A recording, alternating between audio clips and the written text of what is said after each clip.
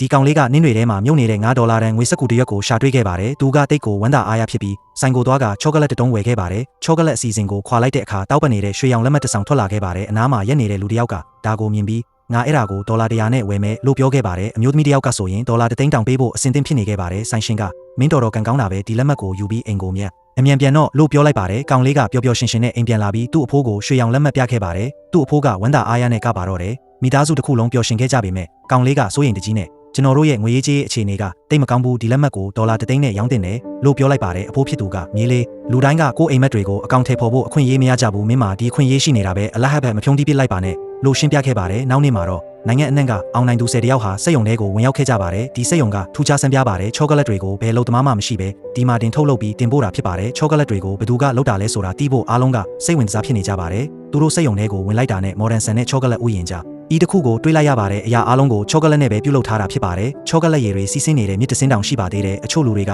စိတ်လှုပ်ရှားစွာနဲ့ချောကလက်တွေကိုဖဲ့ယူပြီးစားပွဲမှာတင်စားကြပါတော့တယ်အဲ့ဒီနောက်မှာတော့စက်ရုံလုပ်သမားတွေဖြစ်တဲ့လူပူလေးတွေကဒါကိုလုံနေကြတာဖြစ်ကြောင်းအားလုံးသတိထားမိသွားကြပါတယ်ချောကလက်ကိုယူသွတ်လုံးနဲ့ဝရုတ်တုတ်ကောင်လေးတစ်ယောက်ကတော့ရုတ်တရက်မြစ်ထဲကိုပြုတ်ကျသွားခဲ့ပါတော့တယ်